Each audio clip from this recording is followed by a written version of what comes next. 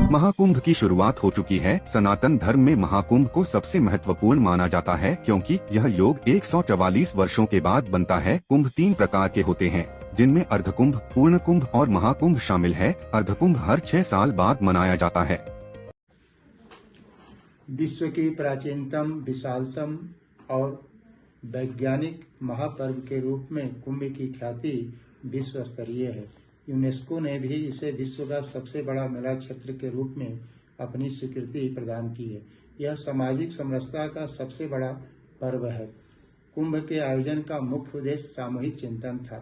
प्राचीन काल से ही ऋषि, महर्षि, ब्रह्मर्षि लाखों की संख्या में एक स्थान विशेष पर, एक समय विशेष पर उपस्थित होकर समाज, राष्ट्र और प्रकृति की समस्याओं पर सामूहिक चिंतन करते थे और उनके चिंतन से जो निष्कर्ष निकलता था उससे परिवार, समाज, राष्ट्र और प्रकृति लाभान्वित होती थी।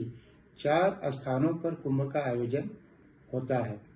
प्रयाग में गंगा यमुना सरस्वती के संगम पर, हरिद्वार में गंगा के तट पर, उज्जैन में क्षिप्रा नदी के तट पर, गोदावरी नदी के तट पर नासिक में कुंभ का आयोजन होता है। इन क्षेत्र का निर्धारण का मुख्य आधार ग्रहों की स्थिति होता है और इन चारों स्थानों के निर्धारण का मुख्य आधार बृहस्पति, सूर्य, चंद्रमा, पृथ्वी और वरुण है। जब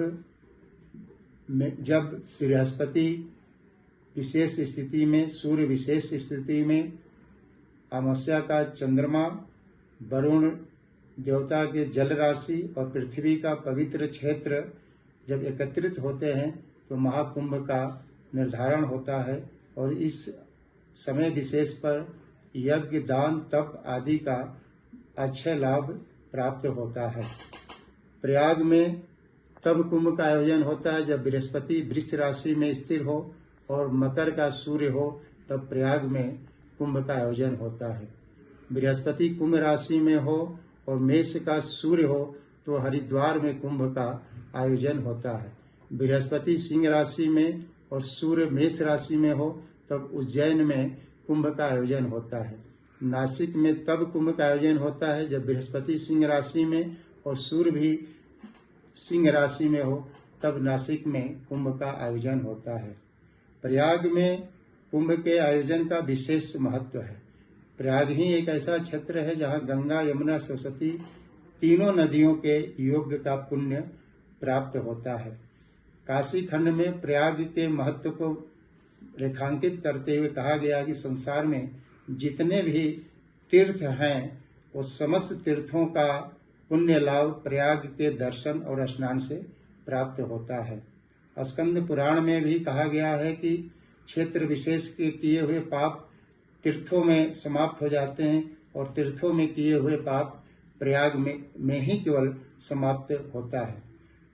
ब्रह्म पुराण में कहा गया है कि भगवान नारायण और शिव ने ऐसे क्षेत्र का निर्धारण किया जहाँ यज्ञ, तप, दान का विशेष लाभ प्राप्त हो, वह क्षेत्र प्रयाग है।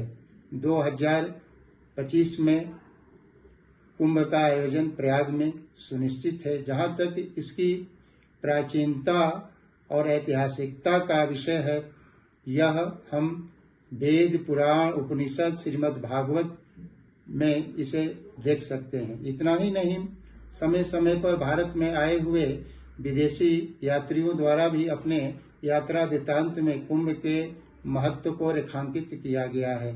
सुप्रसिद्ध चीनी यात्री वेन सांग ने प्रयाग कुंभ का वर्णन अपने यात्रा वृत्तांत में किया है और उसने शिलादित्य राजा का वर्णन किया है जो प्रत्येक वर्ष अपने राजकोष को प्रयाग के संगम पर दान पुण्य के द्वारा खाली कर देता था। इतिहासकारों ने शिलादित्य का साम्यता हर्षवर्धन से किया है। इतना ही नहीं, कुंभ के आयोजन का जो विशिष्टता है वह अखाड़ों के कारण और बढ़ जाता है।